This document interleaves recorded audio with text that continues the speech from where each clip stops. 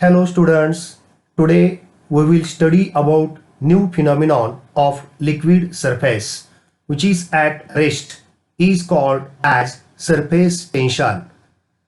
In last few videos we studied about the mechanical properties of fluids like pressure exerted due to liquid column, then about different pressure measuring instruments like mercury barometer.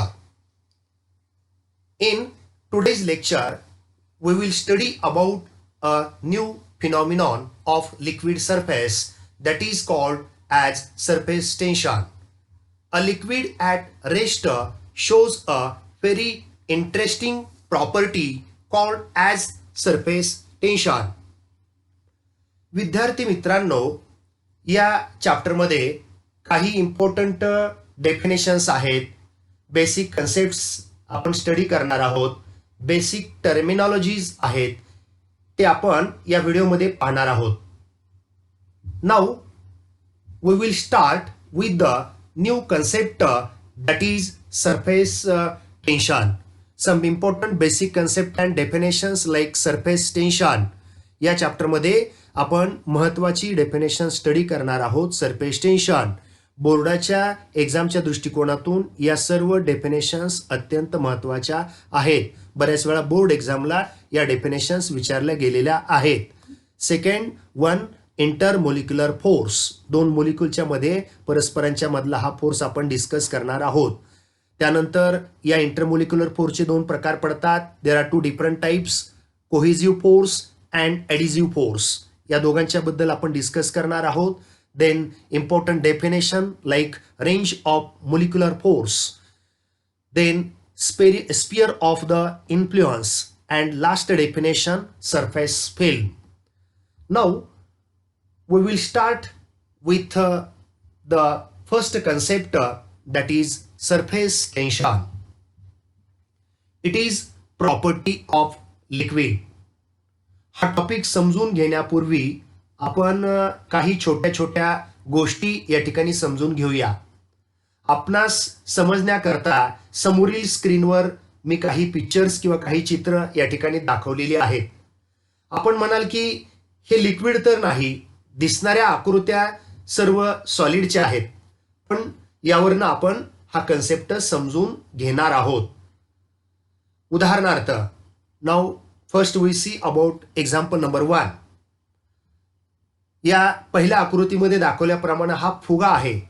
या फुग्यामध्ये हवा भरलेली आहे आणि त्यामुळं हा फुगा फुगलेला आहे. या फुग्यावर एक प्रकारचा स्ट्रेचिंग फोर्स आलेला आहे आणि या फुग्यामधली हवा काढून घेतल्यास हा फुगा आकुंचन पावेल. And he behaves like a stretched elastic membrane. Similarly we consider another example. दुसरं उदाहरण आपण बघूया. हा तबला आहे, ढोल आहे. यावरील चमडं हे ताणून यावरती बसवलेले, यावर स्ट्रेचिंग फोर्स आहे. हा स्ट्रेचिंग फोर्स समजून घेण्यासाठी, समजण्यासाठी मी या आपणासमोर ही काही उदाहरणं दिलेली आहेत. यामध्ये फुगा असेल, तबला असेल, ढोल असेल, या सर्वांच्या वरती स्ट्रेचिंग फोर्स ऍक्ट झालेला आहे. काही स्ट्रेचिंग फोर्स हा लिक्विड वर पण ऍक्ट झालेला असतो आणि यालाच आपण सरफेस टेन्शन असं म्हणतो. यानंतर आपण सरफेस टेन्शन म्हणजे काय हे बघूया. A liquid at rest shows a very interesting property called as surface tension. जेव्हा लिक्विड थांबलेलं असतं, वाहत नसतं, रेस्ट कंडिशनला ते असतं, तेव्हा ते खूप इंटरेस्टिंग अशी प्रॉपर्टी आपल्याला दाखवतं व ती प्रॉपर्टी म्हणजेच सरफेस टेन्शन. आपण सरफेस टेन्शन बाबत खूप डीप मध्ये या ठिकाणी डिस्कशन करणार आहोत. आपण पाहू शकतो, we have seen that small insects are able to walk over the free surface of water. Spiders, mosquitoes can walk over the free surface of water. छोटे छोटे कीटक हे पाण्यावरती चालू शकतात. वॉटर सरफेसवर स्पायडर चालू शकतो, तो बुडणार नाही. कारण इथे सरफेस टेन्शन ही प्रॉपर्टी आहे. It is because free surface of the liquid acts as the stretched membrane with maximum surface tension and which balances the weight of that insect. Now, here we can consider second example.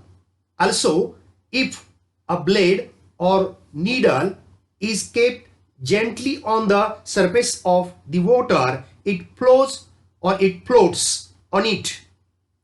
It is so because weight of the blade or the needle is balanced by surface tension. म्हणजे in this example, graced needle they can float over the surface of water. ही जी needle असते, हे जे blade आहे, हे त्या water surface वरती फ्लोट होताना आपल्याला दिसतं. Even though you know that density of the needle is greater than the density of the water. म्हणजे निडलची डेन्सिटी ही पाण्याच्या डेन्सिटीपेक्षा जास्त असते, तरी सुद्धा ही निडल या सरफेसवरती तरंगू शकते. आपण बघू शकता वॉटर सरफेसवर ठेवलेली जी निडल आहे, हे जे ब्लेड आहे, हे पाण्यामध्ये बुडत नाही because of the surface tension. ही खूप इंटरेस्टिंग अशा प्रकारची प्रॉपर्टी आहे.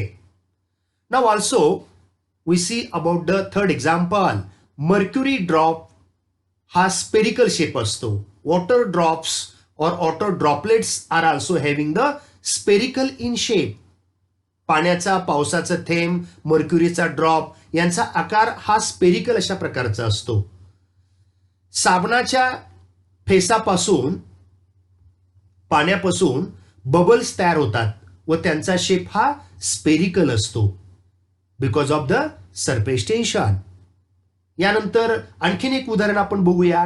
पावसाळ्यात पाऊस पडत असताना झाडाच्या फांदीवर असे स्पेरिकल असे पावसाचे थेंब जमा होताना दिसतात. त्यानंतर आणखीन एक उदाहरण आपण बघूया. काचेवर वॉटर ड्रॉपलेट्स जमा होताना आपल्याला दिसतात. This is because of the surface tension. हे सर्व कशामुळे घडत असतं, तर because of the one interesting property and that is called as the surface tension. ही सगळी उदाहरणं सरफेस टेन्शन वरती आधारित आहेत. म्हणजे या पाण्याच्या कीटक चालू शकतो, तसेच ब्लेड किंवा नीडल पाण्यामध्ये बुडत नाही, ती पाण्यावरती तरंगते. हे सर्व कशामुळे होतं बरं, तर because of the surface tension property. It is one kind of the force. हा एक प्रकारचा फोर्स आहे. हा आपण पूर्वी पण सांगितलेला होता. हा force it is stretching force. हा लिक्विडच्या सरफेसवरती असतो, हे आपण पाहिलं. सरफेस टेन्शन हा कन्सेप्ट फक्त सरफेसवरतीच ऍक्ट होत असतो, खाली कुठेही सरफेस टेन्शनचा कन्सेप्ट येत नाही. सरफेस टेन्शन हा कन्सेप्ट फक्त सरफेसशीच रिलेटेड आहे. It behaves as a stretched elastic membrane. Now to understand surface tension we need to know molecular theory. Surface tension समजून जर घ्यायचं असेल ना, तर मोलिक्युलर थेरी आपल्याला समजून घ्यावीच लागेल. आणि म्हणून आपण मोलिक्युलर थेरीमध्ये इंटरमोलिक्युलर फोर्स हा टॉपिक आपण स्टडी करणार आहोत. Now first we see about the definition of intermolecular force. The force of attraction और repulsion acting between the molecules of substance is called intermolecular force. दोन मोलिक्यूल मध्ये परस्परांच्या मध्ये जो अट्रॅक्टिव्ह अशा प्रकारचा फोर्स ऍक्ट झालेला असतो परस्परांच्या मधला, याला आपण इंटरमोलिक्युलर फोर्स असं म्हणतो. और matter is made up of molecules. कोणताही मॅटर हा किंवा कोणताही सबस्टन्स हा अनेक अशा मोलिक्युल्सनं मिळून बनलेला असतो. Any two molecules attract each other. कोणतेही दोन मोलिक्यूल एकमेकाला आकर्षित करत असतात. This force between the molecules is called intermolecular force. अशा पद्धतीनं या दोन मोलिक्यूलच्या मधला जो फोर्स असतो यालाच आपण इंटरमोलिक्युलर फोर्स असं म्हणतो.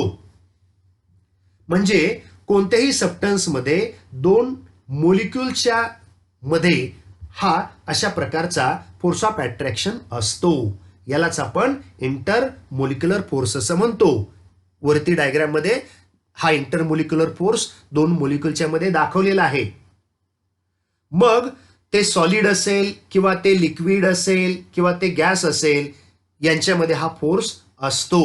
म्हणजे सॉलिड असेल, लिक्विड असेल किंवा गॅस असेल, यांच्यामध्ये हा फोर्स असतो. म्हणजे सबस्टन्स मधील मोलिक्युलच्या मध्ये हा फोर्स ऑफ अट्रॅक्शन आहे, जे आपण हे केमिस्ट्रीमध्ये पण शिकलेलो आहोत बघा. समजा कोणत्याही सबस्टन्सचे दोन मोलिक्यूल आहेत. मोलिक्यूल म्हणजे काही ॲटम्स मिळून मोलिक्यूल बनतो. या दोघांच्या मध्ये हा फोर्स ऑफ अट्रॅक्शन आहे आणि यालाच आपण काय म्हणत असतो, इंटरमोलिक्युलर फोर्स. हा इंटरमोलिक्युलर फोर्स जो असतो हा वीक अशा प्रकारचा असतो. तो किती असतो तर 10⁻⁹ मीटर एवढा असतो. There are two different types of the intermolecular force. Number one, that is the cohesive force, and number two, adhesive force. First, we discuss about the cohesive force. First, we see about the definition. The force of attraction between two molecules of the same substance is called cohesive force or force of the cohesion. म्हणजे एकाच पदार्थामध्ये असणाऱ्या दोन molecule मध्ये असणारा force of attraction जो असतो, यालाच आपण काय म्हणत असतो, cohesive force of attraction. Same substance असं म्हटलेले, एकच सबस्टन्स आहे, त्यातल्या कोणत्याही दोन मोलिक्यूल मध्ये असणारा फोर्स काय असतो, कोहिजिव्ह फोर्स असतो. त्याला फोर्स ऑफ कोहिजन असं पण म्हणतात. ही जी प्रॉपर्टी असते त्याला कोहिजन असं पण म्हणतात. This property is called as the cohesion. आता आपण काही याच्यावरची उदाहरणं बघूया. For example, number 1, the force of attraction between the two air molecules. या बबलमध्ये काही एअर मोलिक्युल्स दाखवलेले आहेत आणि या एअर मोलिक्युलमध्ये एक प्रकारचा फोर्स ऑफ अट्रॅक्शन असतो आणि तो कोणत्या प्रकारचा असतो तर कोहिजिव्ह अशा प्रकारचा असतो. Now see the second point, the force of attraction between two water molecules. इथं वॉटर मोलिक्युल्स दाखवलेले आहेत बघा. हे वॉटर मोलिक्युल जे असतात हे एकमेकाला अट्रॅक्ट करत असतात. कोणत्याही दोन मोलिक्युलच्या मधला जो अट्रॅक्टिव्ह फोर्स आहे हा कोणत्या प्रकारचा असतो, कोहिजिव्ह अशा प्रकारचा असतो. कारण वॉटर हे एकच सबस्टन्स आहे आणि त्याच्यामधले हे नंबर ऑफ मोलिक्युल्स आहेत आणि त्यांच्यामधला हा फोर्स जो असतो याला आपण कोहिजिव्ह फोर्स असं म्हणतो. तिसरा पॉइंट बघू, the force of attraction between the two solid molecules.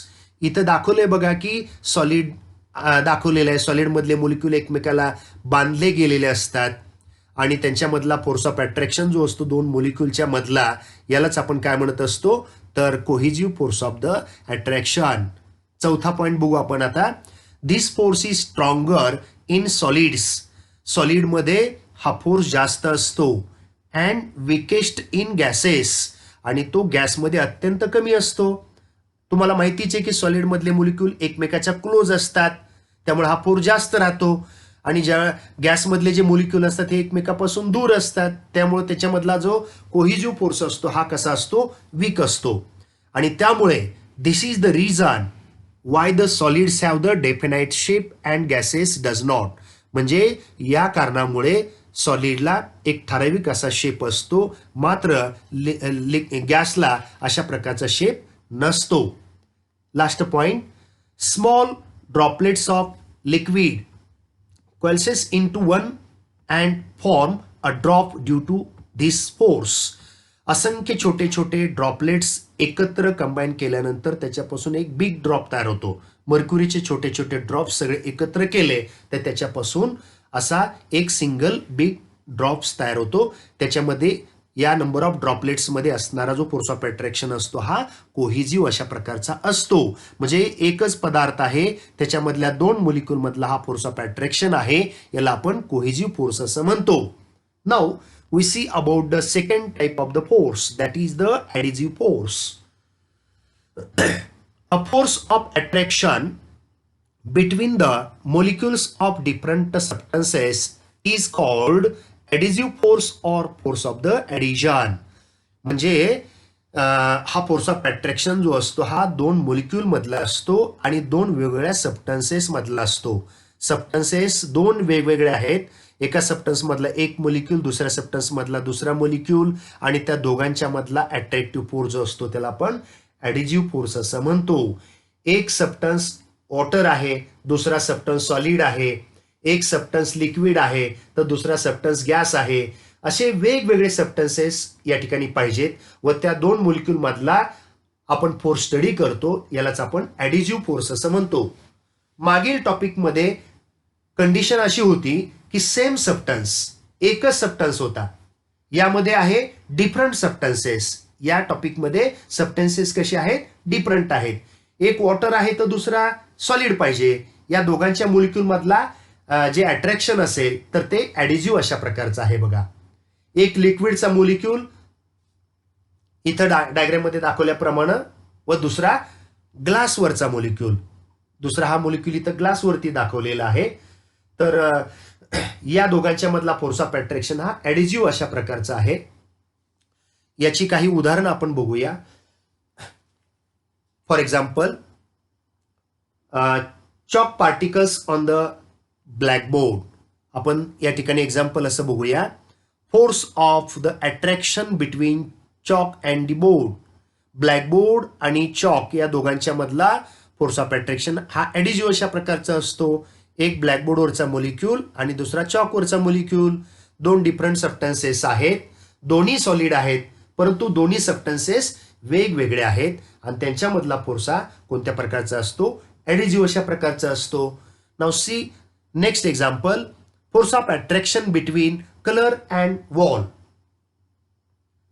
Sticking of point on the wall. Wall म्हणजे सॉलिड आहे, एक सॉलिडचा मोलिक्यूल, व कलर हा लिक्विड आहे, दुसरा लिक्विडचा मोलिक्यूल. या दोघांच्या मोलिक्युल्समध्ये एकमेकांना हे दोन्ही मोलिक्यूल अट्रॅक्ट करत असतात आणि या दोन मोलिक्यूल मधला हा अट्रॅक्टिव्ह फोर्स जो असतो यालाच आपण ॲडिजिव्ह फोर्स असं म्हणतो.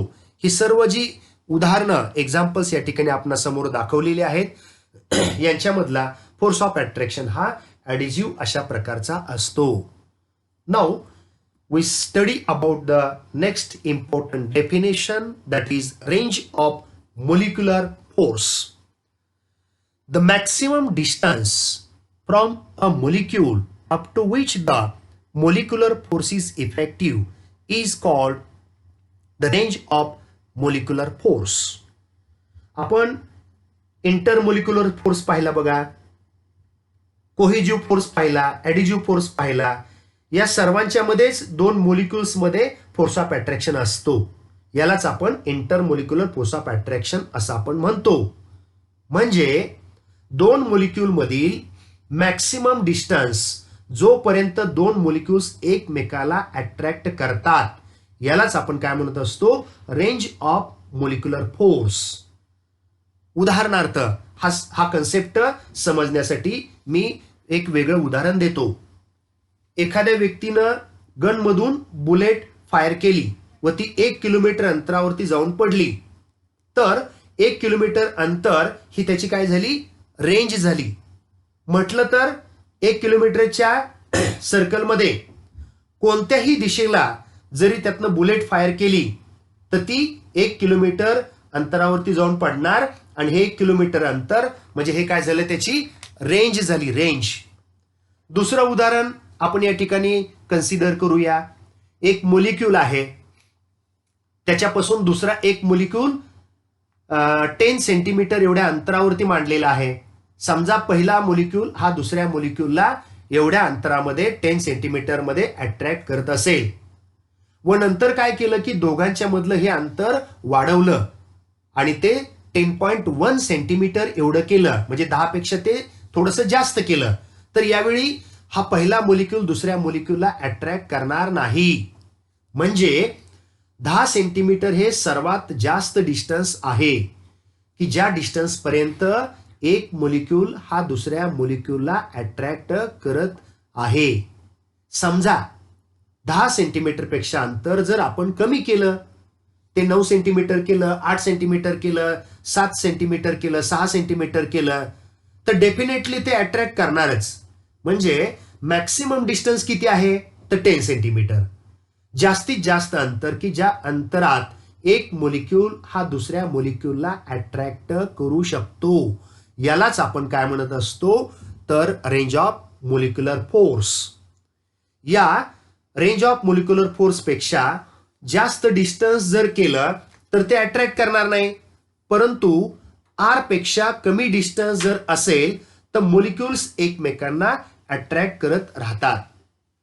दोन मोलिक्युल्स मधलं जास्तीत जास्त अंतर की ज्यामध्ये इंटर मोलिक्युलर फोर्स हा इफेक्टिव्ह व्हायला पाहिजे, म्हणजे हे दोन मोलिक्यूल न एकमेकांना अट्रॅक्ट केलं पाहिजे, यालाच आपण काय म्हणतो, तर रेंज ऑफ मोलिक्युलर फोर्स.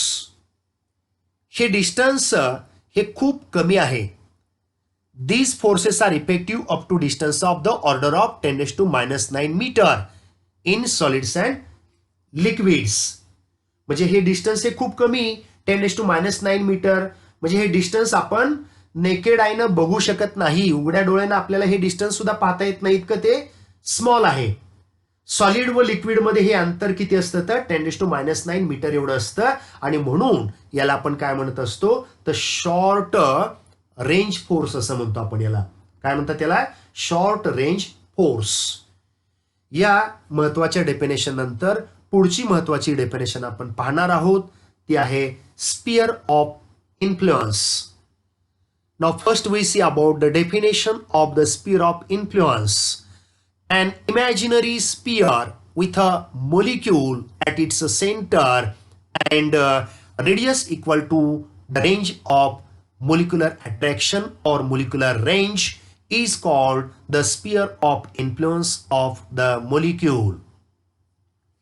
म्हणजे या ठिकाणी दोन कंडिशन्स आहेत. एक म्हणजे मोलिक्यूल हा सेंटरला पाहिजे, म्हणजे तो सेंटर म्हणजे तो मोलिक्यूल कन्सिडर केलेला आहे बघा.